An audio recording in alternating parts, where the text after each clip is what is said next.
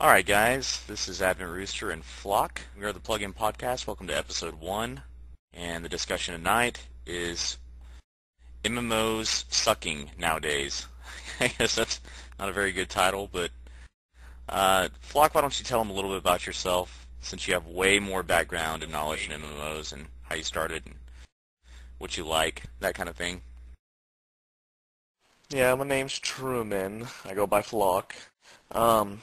I'm an IT professional, and I've spent my whole life playing MMOs. I've started with EverQuest and moved on to Dark Age a lot, which was by far the best game created.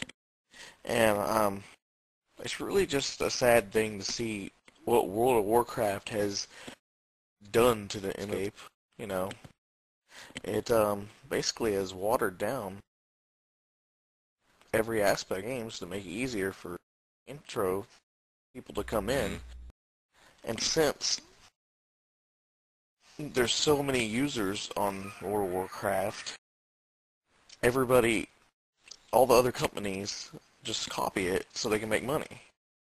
When there's really a hardcore group of people out there that have just been dying for a new game that's hardcore, old school, Absolutely, yeah. We just posted a video, or we are posting a video of Age of Conan, and we are just kind of on this little binge of playing all the free-to-play MMOs, which is just like taking a look into the history. And basically what we've learned is every MMO, despite its deviations, is basically a clone of WoW underneath it all. Yeah, it's sad, and it's going to take a company that's willing to take a chance, and no one's really willing to take a chance right now. I guess the economy has something to do with that. I don't really know, but it seems like all these little indie developers trying to build these games, they lose funding, and I don't know how many games I've looked that have went to beta, went to closed beta, then ran out of assets to complete the game. Yeah, it seems to be a never-ending cycle, and it's kind of got me concerned that, these games that I'm getting excited for, like the Old Republic was the newest one.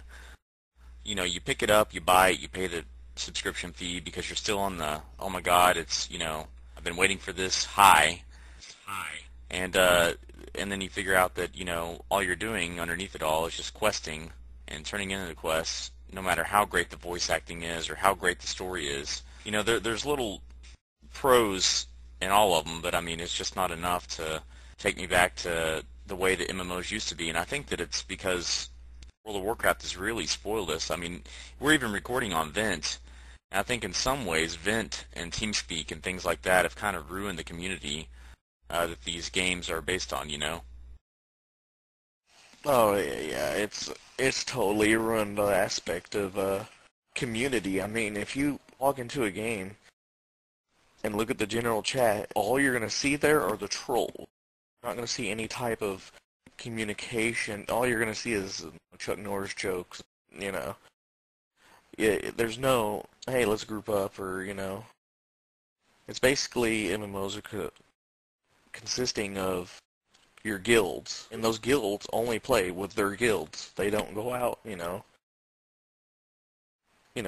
And EverQuest, I mean, it was just so cool, You always found someone new to group with every day, and everyone was nice. There was none of the stupid, just elite jerks out there, that think they're better than everybody else, It's really, I don't know. I don't know if it's because the age group has gotten younger with MMOs or what, but there's really a diverse difference between the old school MMOs and the new school MMOs.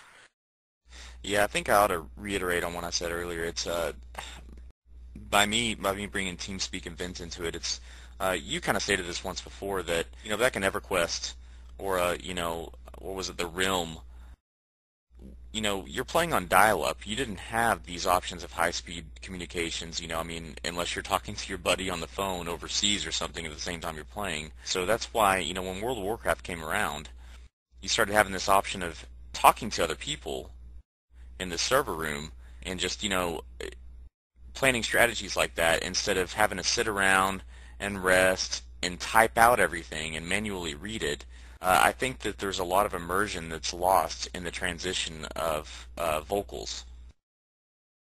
Yeah, there totally is. I mean, in Dark Age of Camelot, there would basically, we go out into our realm, there'd be a group of 100 people, and you would assign a guild leader, and he would type out what we're doing. And everybody chatting and stuff, but everybody was whenever totally you're having to read the chat, you were totally immersed. Now, if you're sitting there listening to people on Vent, you could be eating a sandwich, you could be, so staring off into La La Land, and, but if a game is just totally consisting of a chat box, you have to be immersed into the game. And, we've just totally lost that sense of satisfaction nowadays. Yeah, absolutely. We got a couple of things on the horizon here that I'm interested in. First and foremost is Guild Wars 2. Everybody's going to be familiar with this, especially my buddy here, Truman. He is quite excited about it. Now, I haven't read as much into it as I'd like to, but I know they've been making it for several years, and the game's going to be free to play. So that's something really cool, and I'm really curious about how they're going to maintain the server maintenance and whatnot with this free-to-play game. Well, it's nice you brought that up because I've actually, they've wrote a lot about that, and the guys over at ArenaNet basically said and have said to people, it doesn't cost anything to maintain a website or maintain a game servers. So basically, WoW, all those subscription-based games are screwing people. Like they basically, the money they make from the outset sales of the box game will cover the game sales. I'm sorry, I'm getting all mixed up here. We're probably going to edit that out. But we'll leave it. It will cover the server bandwidth for years. And there's also going to be, of course, the in-game shop, and it's going to have cosmetic items and stuff. They basically said they need like $1 a month, to cover the bandwidth for a person. I mean, it's something like very minimal, and whereas all these other games that came out and said the only reason they charge people monthly is to maintain the servers, when that's just totally not the case. I think the only exception in that case, and that totally makes sense. I mean, when you have millions of subscribers or something, on WoW's high, how many subscribers did it have? Like 9 million or something, maybe more. No, maybe more than that. I don't know, but yeah. I mean, even $1 per person per month. I mean, Yeah. that's $15 million a month, and then you release these expansions and whatnot. But the exception would have to be maybe Star Wars being the most expensive game ever made. Now on the Guinness World Records, I think it clocks in well over $200 million in expenses. So they have to make their money back in that, but they probably get pretty close to that in box sales, though, right? I mean, they'd have to, right? You would think so. I read a study that I think their numbers have balanced out at one. Don't quote me on this. I was reading an article the other day. I think they said 1.5 million is what they're down to. It's kind of hovering around there. Of course, they sold a lot more than that, but a lot of people canceled after the first month. And it's fucking BioWare, so I mean, they're not going anywhere. Yeah. I mean, it's not like they don't have all the money in the world or anything, but anyhow. Yeah, Star Wars, it just got on my nerves. At first, I was immersed like you were about, oh my god, this storyline, it's totally voice acted. I noticed that it's just the exact same thing, but now I have to watch a 5-minute video in between quests. I was just like, oh my god. And it just got to where I was just skipping the text. Not only that, but I'm also just tired of paying for games that just aren't completely polished. I mean, I don't have the best rig here. I mean, I have 4 gigs of DDR3, a quad-core, a 550 Ti GeForce card, but I mean, it's a pretty strong computer. I mean, it's not weak by any means, and I should be able to play. I'm playing fucking Crysis on high settings, okay? So Star Wars, it looks good, but it doesn't look like the best game ever made. It's definitely not Crysis. It should play no problem. And I'm getting 15 to 25 frames per second on a good day because they don't know how to optimize their hardware. Yeah, I don't know what it is. It's just like, almost like people are releasing games faster nowadays to, start making money on them. They don't optimize games anymore. Back in the day, games would be fully developed before they would release them. Absolutely. Well, everything's about monetizing now. I mean, like even as a YouTube partner, I don't monetize all my videos. I don't slap on a Call of Duty Modern Warfare 5 title on it just to monetize off all my views and all the clicks and stuff like that. I pick them selectively, and that's actually interesting that you brought that up, is because I had a big rant on Mass Effect 3. I think Mass Effect is one of the best franchises this generation in RPGs. I mean, since the Xbox 360 and PS3 and the game, or the Wii or whatever it is, released, one of the best franchises, hands down. And it was really disheartening to me to see that they released a day one DLC on that thing. And Total Biscuit does a thing about this, but to have a character, a playable character that's permanent in your party, that is a very prominent, vital character in the Mass Effect universe, and to pay $10 fucking for that piece of shit on day one, you can't fucking tell me that thing wasn't already in the game and they just took it out. So now you're paying $60 for not for not a complete game. You have to pay an extra $10 to get the rest of the game, and I just think that's unacceptable at this point in time. I think it's ridiculous. Yeah, and you gotta point your finger at EA or buy. It just seems like anything EA owns, basically, you get the game and then oh, day one content, cool. You go to download this nice, 2-hour length of a quest. Oh, it's only 56 kilobytes? Oh, that's kind of weird. Oh, that's right, it's already on the disc. Yeah, what if I popped in Legend of Zelda on the NES and fucking beat it, and then it's like, to play the Advanced Master Quest, please put your debit card in for $10. Yeah, it's crazy where things are going nowadays. I don't like it. Me either, but I mean, unfortunately, I think DLC and that whole aspect, and just monetizing items in general, is just the future of gaming, because they like profit. I mean, a lot of these companies make shit, and then they expect somebody to pay $60 for it, and it just doesn't happen sometimes. I think people are starting to catch on to the Call of Duties and the Activision kind of thing, and sometimes they're just not willing to pay $60 for these games that are just pumped out year after year with the same graphics engine, and